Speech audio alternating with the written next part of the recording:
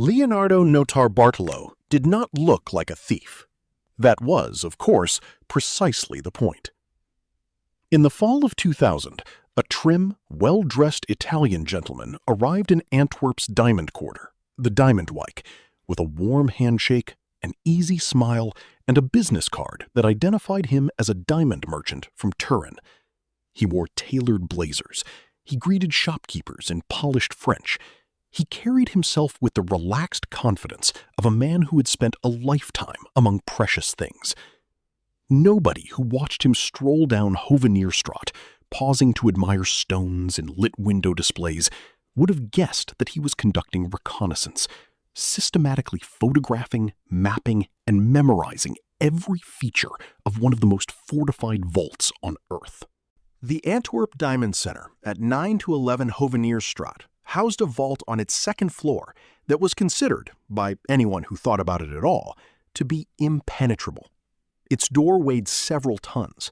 It had a combination lock, a seismic sensor, a Doppler radar, a magnetic field detector, a light detector, and a private security company on permanent retainer. The building itself was home to hundreds of independent diamond merchants who rented safe deposit boxes inside the vault, and it operated under the shadow assumption that no one had ever stolen from it and no one ever would. Leonardo Notarbartolo intended to prove that assumption catastrophically wrong. He rented an office on the third floor of the building, above the vault, and he began to wait. To understand the audacity of what Notarbartolo planned, you must first understand Antwerp. The Belgian city of 500,000 people controls an almost incomprehensible fraction of the global diamond trade. In 2003, roughly 80% of the world's uncut diamonds passed through its 4 trading clubs and its labyrinthine streets. The Diamond Quarter, a dozen blocks long, hemmed in by the central station on one side and Jewish bakeries on the other, processed billions of dollars in stones every single year. The community that ran it was ancient and insular. Hasidic Jewish merchants, many of them descendants of traders who had worked these same streets for 5 generations, conducted multi-million-dollar transactions on a handshake and the Yiddish phrase Mazel und Bracha, luck and blessing. They stored their inventory in the Antwerp Diamond Centre vault because it was, by every metric available, the safest place in Europe to put something small and enormously valuable. The building had a single elevator monitored by cameras. Its corridors had motion sensors. The vault antechamber had yet another layer of electronic detection.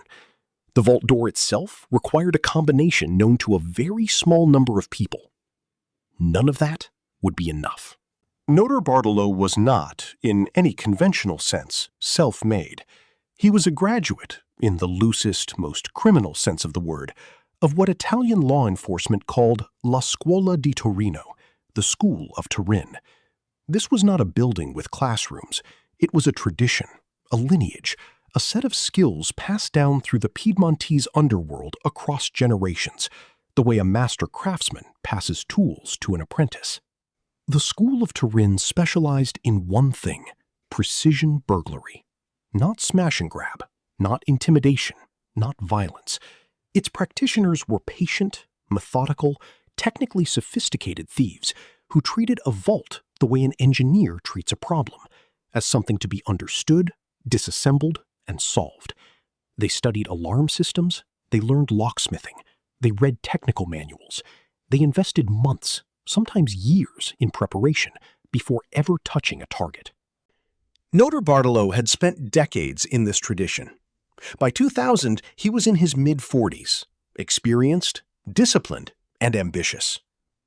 He had assembled around him a small crew of similarly trained men whose identities would remain largely shadowy even after the heist: a lock specialist, an electronics expert, a lookout, and, most critically, a 5th man whose identity remains unknown to this day, a ghost the investigators would spend years trying to conjure into existence.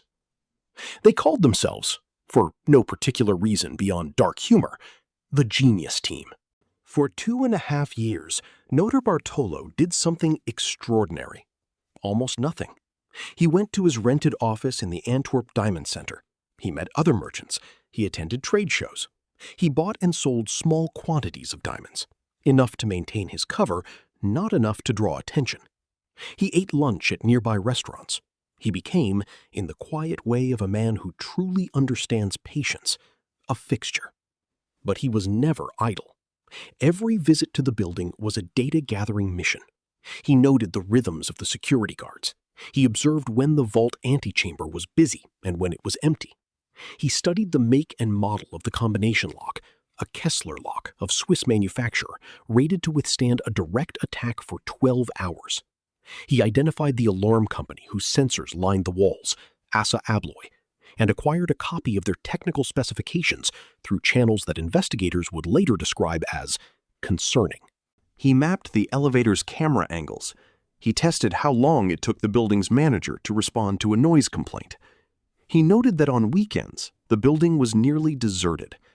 He discovered, this was the crucial detail, the keystone of everything, that the vault's combination was sometimes written down by a merchant on a piece of paper kept in a safe deposit box inside the vault itself, because the merchant was old and feared forgetting it. Through careful observation, he obtained that combination. By late 2002, Leonardo Notarbartolo knew more about the Antwerp Diamond Centre vault than most of the people who worked in the building. In the weeks before the heist, the crew rehearsed. They had, through Notarbartolo's years of access, built a remarkably complete picture of the building's interior. They knew the dimensions of the vault antechamber.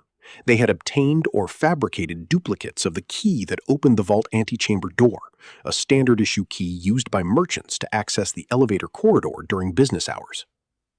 They had studied the Doppler radar sensor and discovered, through research and experimentation, that it could be defeated by placing a thin polystyrene board in front of it before activating it, essentially creating a dead zone in which movement would not be detected. The magnetic field detector posed a different problem. Any large metallic object, tools, crowbars, ladders, would trigger it. The crew solved this by testing their equipment in a rented space, wrapping metal tools in material that reduced their magnetic signature, and pre-positioning some items inside the building during normal business hours, using Notarbartolo's legitimate office access. The light detector could be defeated with tape over its sensor, applied carefully during an earlier visit. What remained was the seismic sensor, a device that would sound an alarm if it detected the vibration of drilling or hammering. This, the crew determined, could be addressed with timing. They would work during a period when street noise and building vibration from the nearby train station provided enough ambient interference to mask their work. That left the vault door itself. For that, they had the combination. The heist began on the evening of Friday, February 14th, 2003, Valentine's Day. It was a choice with practical logic. The building would be empty from Friday evening through Monday morning, giving the crew roughly 60 hours in which to operate with almost no risk of interruption. Belgian police would later note, with a certain grim admiration, that the timing was exquisite. Notarbartolo had already been inside the building that afternoon, as he was on most Fridays, attending to his putative diamond business. Before leaving, he had disabled the light sensor in the vault corridor using a piece of magnetic tape pressed over its lens, a 30-second operation performed with the calm of a man adjusting a loose button. He had positioned the polystyrene board near the Doppler radar housing. He had checked, one final time, that the combination he had memorized still worked on the vault door. It did. That night, after midnight, the crew entered the building. They used Notarbartolo's key for the antechamber tour. They moved with practiced quietness through corridors that were, in the blue glow of their flashlights, utterly empty.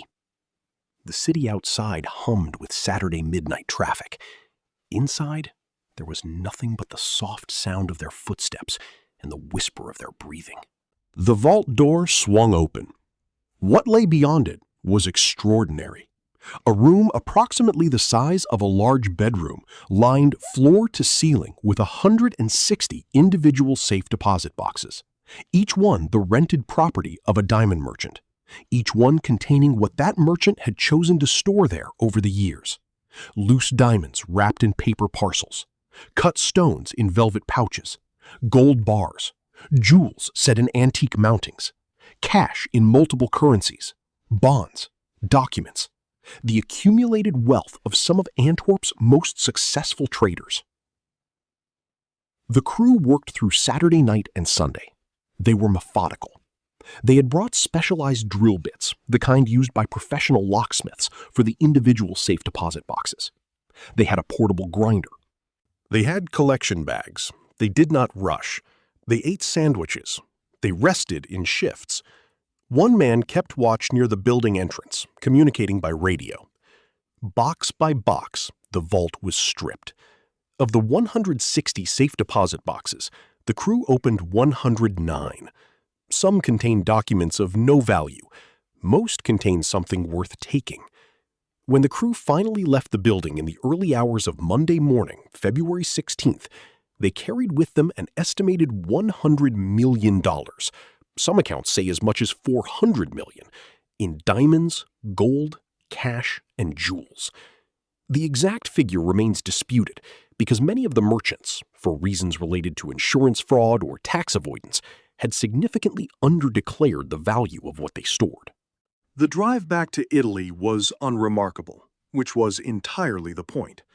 The crew traveled in separate vehicles across the Belgian-French border, through France and over the Alps into Piedmont. They were not stopped. No alert had yet been raised. The vault would not be discovered until Monday morning, when the first merchants arrived to find it standing open, its contents gone. The air inside still faintly smelling of coffee from the sandwiches the thieves had eaten during their weekend of systematic plunder. The stones themselves presented a different kind of problem. Diamonds are the most concentrated form of portable wealth on Earth, but they are also traceable. Not in the way a marked bill is traceable, but in the sense that a significant uncut stone has characteristics, inclusions, and a history that a careful expert can sometimes identify. The crew, following a plan that had been arranged well in advance, moved the stones quickly through channels of the informal diamond trade. Dealers in Antwerp's own quarter who asked no questions, traders in Tel Aviv and Mumbai who dealt in stones that arrived without certificates. Most of the diamonds, almost certainly, were cut and recut within months of the heist, their original identities destroyed, their value dispersed into the global supply chain like dye dropped into an ocean. This is why investigators would recover almost nothing. For 11 days, the heist appeared to be perfect. Then a farmer outside Antwerp found a bag of garbage dumped in a hedgerow near his land, and the investigation cracked open like a safe. The bag contained the detritus of the crew's long weekend in the vault. Sandwich wrappings, plastic bottles, receipts, a half-eaten salami sandwich, and, most critically, a torn receipt from an Antwerp restaurant and several sheets of handwritten notes that appeared to relate to safe deposit box contents. Belgian police, working the garbage dump with the focus of archaeologists at a dig, identified the restaurant. The restaurant's CCTV footage showed Notarbartolo, recognizable to investigators who had begun pulling the thread of his rented office in the Diamond Centre. The DNA on the salami sandwich confirmed it. Leonardo Notarbartolo was arrested on February 26, 2003, 10 days after the heist, at his home in Trana, a village near Turin. He was calm. He offered investigators tea. He denied everything. He would continue denying everything for years. It did him limited good. 3 other members of the crew were arrested in the weeks that followed. Ferdinando Finato, Pietro Tavano, and Elio Denorio, each with records, each with connections to the school of Turin tradition, were identified through the investigation radiating outward from Notarbartolo's arrest. Their trials moved through the Belgian legal system with the grinding patience characteristic of complex financial crime prosecutions. What did not follow was the money. Belgian detectives, Interpol, the FBI, all searched for the $100 million. They found almost nothing. A small quantity of diamonds was recovered from the getaway route. Some gold was traced. The total recovered value was a few $100,000, less than 1% of what had been stolen. Notarbartolo was convicted in 2003 and sentenced to 10 years in prison. His co-defendants received similar sentences. All of them maintained, with impressive consistency, that they had been hired by someone else, a figure in the diamond trade itself, perhaps an insider, perhaps someone who had wanted the heist to happen for insurance reasons of their own. This claim, which investigators took seriously enough to pursue for years, was never proven. The fifth man, the ghost, was never identified. He remains free. In 2009, Leonardo Notarbartolo, having served roughly half his sentence, gave an extraordinary interview to Wired magazine. He was eloquent, precise, and, in the way of a man who has made peace with a particular version of his life, almost philosophical. He described the heist's mechanics in general terms, confirmed the broad outlines of the investigation's reconstruction, and then introduced a claim that electrified the diamond world. He had not, he said, been the mastermind. He had been hired. The real architect of the heist was an Antwerp diamond merchant, an insider who had arranged the robbery for insurance purposes, intending to claim the value of stones he himself had placed in the vault. Notarbartolo named no names. He offered no documentation. He simply stated it as fact, calmly, and waited for the world to make of it what it would. Belgian investigators said they had considered and investigated this theory and found no evidence to support it. Some journalists and researchers found Notarbartolo's account plausible. Others believed it was a skilled attempt to muddy the waters and deflect blame. The truth, whatever it is, remains locked as securely as the vault the crew spent 2 years cracking. The Antwerp Diamond Centre did not close. It could not.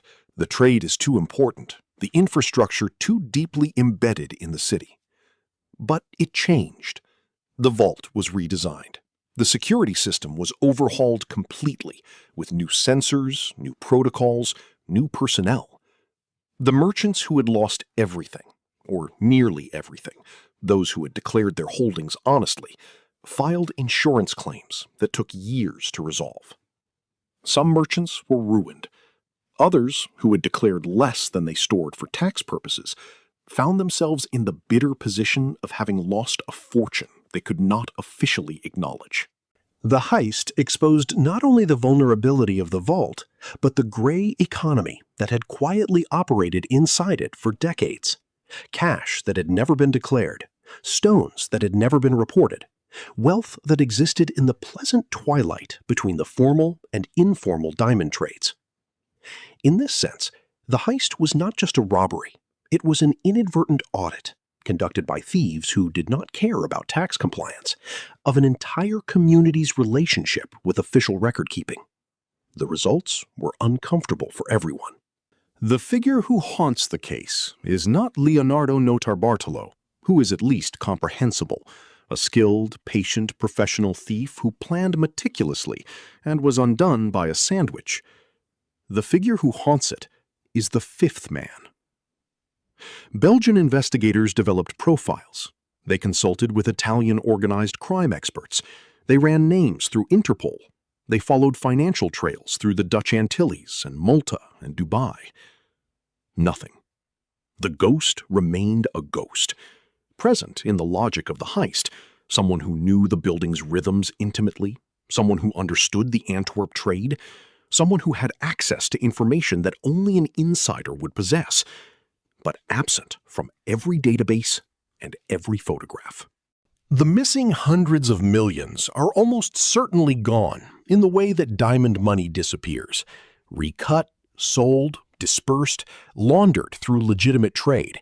Some of it may have funded other criminal enterprises. Some of it may be sitting quietly in the accounts of people who live perfectly ordinary lives. Some of the diamonds may be in engagement rings on fingers whose owners have no idea what history their stones carry. This is the genius of the diamond trade as a mechanism for theft. The product is fungible, easily modified, globally liquid, and leaves almost no trail. A heist this cinematic was always going to attract filmmakers. The first major fictional treatment arrived in 2007 with Flawless, directed by Michael Radford and starring Michael Caine and Demi Moore. The film transposed the story to 1960s London and reimagined it as a tale of corporate whistleblowing and modest revenge. A building janitor persuades a frustrated female executive to help him rob the London Diamond Corporation. The connection to the Antwerp case is atmospheric rather than literal. A diamond vault, an inside job, the thrill of the perfectly executed crime.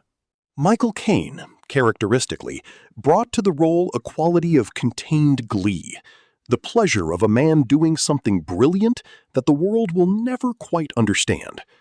The film was received warmly, without becoming a blockbuster, existing in that particular category of heist film that rewards patience. Far closer to the truth came in 2025 when Netflix released Stolen, Heist of the Century, a documentary that interviewed investigators, survivors among the merchant community, and examined the evidence in granular detail. It was precisely the kind of treatment the case had always deserved: patient, rigorous, and willing to sit with the discomfort of a story that doesn't resolve cleanly. Much of the money is still missing. Much of the truth is still missing. The documentary did not pretend otherwise. What does the Antwerp Diamond Heist mean 15 years after the fact? The question is worth sitting with, because the answer is more complicated than a simple story of crime and punishment. It is, first, a story about patience. Notarbartolo and his crew spent 2.5 years preparing for 60 hours of work. In a culture of instant gratification, there is something almost perversely admirable about that commitment. The willingness to subordinate years of life to a single, precisely engineered moment. The school of Turin's tradition was exactly this: the belief that any lock can be opened, any system defeated, if you are willing to understand it thoroughly enough and wait long enough for the right conditions. It is also a story about institutions and their blind spots. The Antwerp Diamond Centre believed its vault was impenetrable because it had never been penetrated. This is a logical fallacy so common it has a name: the Black Swan problem, and it bedevils every security system ever designed. The sensors were excellent. The lock was superb. The procedures were rigorous. But no system had anticipated a man who would rent an office above the vault and spend 2 years quietly becoming furniture. On the morning of Monday, February 17, 2003, a diamond merchant named Philip Claes arrived at the Antwerp Diamond Centre for what he expected to be a routine Monday, checking his inventory, perhaps conducting a small transaction, beginning another week in a career that stretched back decades. What he found instead was a vault standing open, its interior devastated, 109 of its 160 boxes forced, their contents gone. He later described the sound he made as something between a gasp and a word, a vocalization that didn't quite belong to any language. Around him, as more merchants arrived, the sounds multiplied. Men who had stored life savings in those boxes stood in the corridor, unable to process what their eyes were telling them. Security was called, police were called. The building was sealed. Outside, on Hovenierstraat, the Monday morning traffic moved normally. Jewelers opened their shutters. Traders arrived with briefcases. The Diamond Quarter began its week, unaware that 60 meters away, in a room that was supposed to be the safest place in Europe, someone had done the impossible and vanished. The safe was open. The genius team was gone. The diamonds were gone. And somewhere, in a village near Turin, or on a road through France, or in the quiet of a life lived carefully under a different name, the fifth man was waking up to another ordinary day, $100 million richer, and completely, perfectly free. The Antwerp Diamond Heist of 2003 remains one of the largest unsolved robberies in history by value recovered. Leonardo Notarbartolo was released from prison in 2009. His co-conspirators served their sentences and returned to Italy. The fifth member of the crew has never been identified. Fewer than 1% of the stolen goods were ever recovered. The story was adapted into the 2007 film Flawless, starring Michael Caine and Demi Moore, and the 2025 Netflix documentary, Stolen, Heist of the Century. The vault at 9-11 Hovenierstraat has since been completely rebuilt. It has not been robbed again. If you are a hunter, subscribe and join the hunt. Before you go, thank you for staying until the very end. In a world of endless scrolling and short attention spans, you chose to spend this time exploring real human stories. That means more than you know. If these stories moved you, made you think, or helped you see the world a little differently, please subscribe and turn on notifications. It's the best way to support this channel and make sure more stories like these continue to be told. And if one of these stories stayed with you after the video ended, share it with someone you care about. One message, one repost can help these voices reach someone who needs to hear them. Leave a comment and tell me which story touched you the most. I read every one. Thank you for your time, your curiosity, and your heart. I'll see you in the next story. If you are a hunter, subscribe and join the hunt.